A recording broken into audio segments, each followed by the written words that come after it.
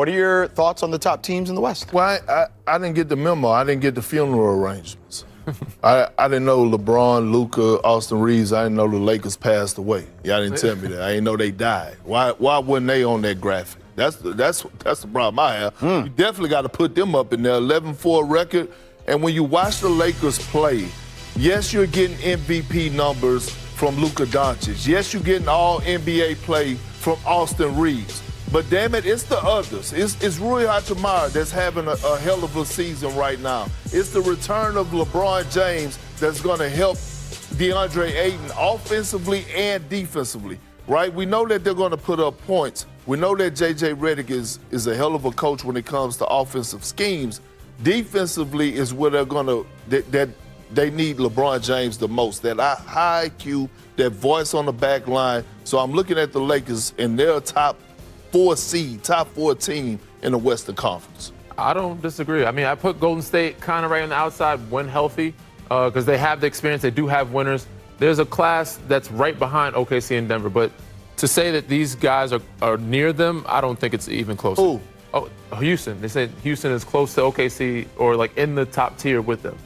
Nah. You don't believe that to be the case? I don't see it. Danny, DG, come on now. Like, think about this for a second. OKC put a spanking on Golden State about a week ago. They had Draymond calling out his teammates, right?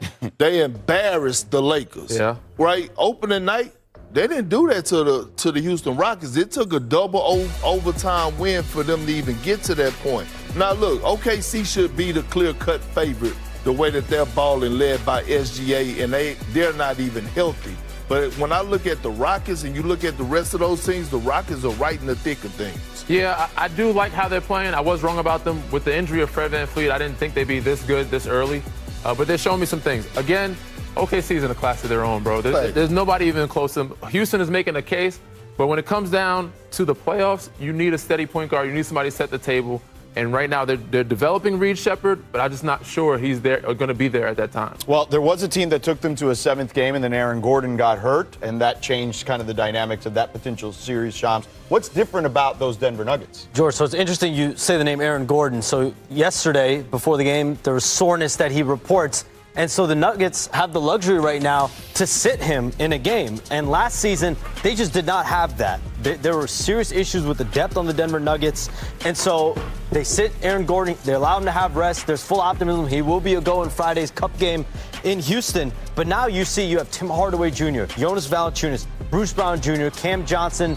He's going to hopefully turn his game up for the Denver Nuggets. They're able to play the young guys more as well. Guys like Peyton Watson, rely on them. So the depth to me is a big thing. And then Jamal Murray. He's playing. We talk about Jamal Murray's never been an all-star. He's averaging career high 22.5 points per game. He's healthy. He's been more vocal than ever, from my understanding, within that Nuggets organization. He's on that all-star trajectory this year. Yeah, I don't think there's any question. What conference? Well, he's going to be one of the part of the world team. U.S., But remember. all I'm saying is 22 points don't get you an all-star game no more. If you're a top 2, 3 seed. But they're not going to be that number They're not going to be the number 1 seed, and they have too many guys. They have too many guys that are averaging too many points in the West. And I make a case for Aaron Gordon, honestly, this year on that Denver Nuggets team of being an all-star. Well, shooting at a high clip of 6% from 3. He's having a career year. We'll see. Let's get back to the Rockets here, led by Kevin Durant, who has gotten the headlines. But Alperen Sengun is playing at an elite level. The 23-year-old is the first Rockets player ever with 25 points, 10 boards, and 5 dimes in 3 straight games. Not Hakeem, not Barkley, not Harden, but Sengun. Knicks got their first road win last night, barely. Mavs guard Brandon Williams appeared to hit the game-tying bucket in the final seconds, but he was called for hooking defender Landry Shamet, and the Knicks escaped with a 113-111 win. As we welcome in NBA analyst Danny Green. Okay, does it concern you at all that it took this long for New York to win its first road game this season? Not as much as everybody else. They've had some injuries. They've been banged up. OG Anunoby's been out. He's still out. Jalen Brunson's been out a couple games. It was his first game back. And they have new coaching staff. Mike Brown is there with his new group. So they're trying to figure out their offense and defensive schemes. And they're getting a rhythm with each other. So, yeah, I'm not too concerned about it.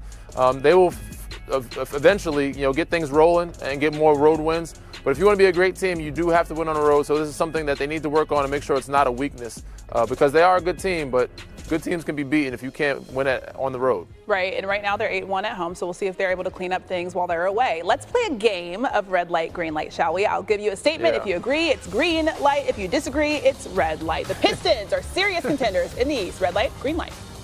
Those are funny faces. I'm going to go green light on this one. I like what they're doing. They're playing at an unbelievable level.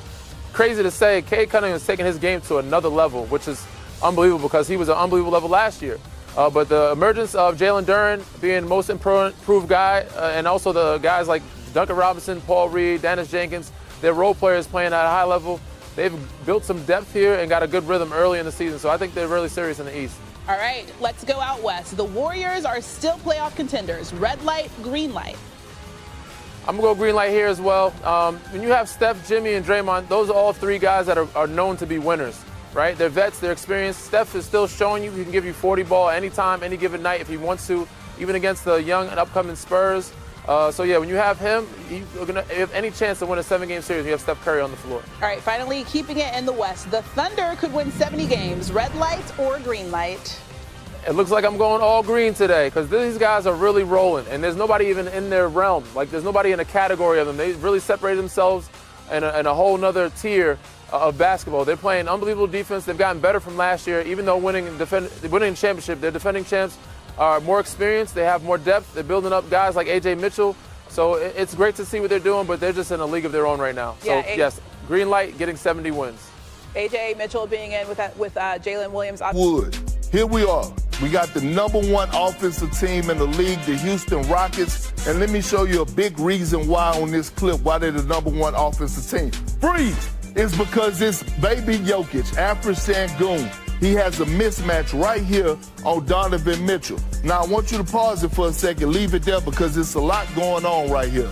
You have Evan Mobley, who's doing what he's supposed to do, using his 2-9 because he sees the mismatch. The only problem is it opens up a 2-on-1 for Steven Adams and Amon Thompson on the opposite side, right? Which is Wade now has to guard two people. Run it.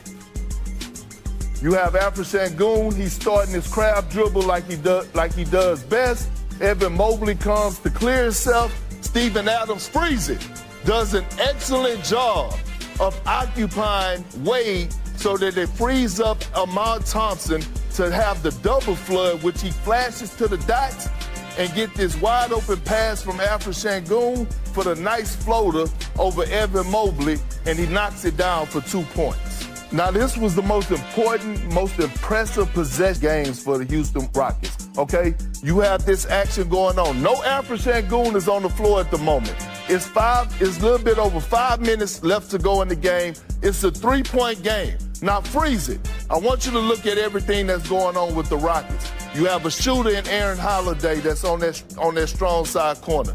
You have a shooter that's in this weak side corner in Jabari Smith. And then you have the veteran, Steven Adams, holding the dunker spot, and he's pointing and telling Amon Thompson, no, you be the screener. So it catches the Cavs off guard. Run it. All of a sudden, you see Amon Thompson comes and set a hell of a screen for Kevin Durant. He's one of the most athletic players in the game. Great dynamic role, great pass. And we see him take off from the dots, finish over 7-foot Jared Allen for the 2-point make, which put them up by 5. And all of a sudden, we see the Rockets clicking on all cylinders. And not only that, that moment was one of the moments that pissed Kenny Atkinson off, is why we hear the sound that we're about to hear from him right now. Well, they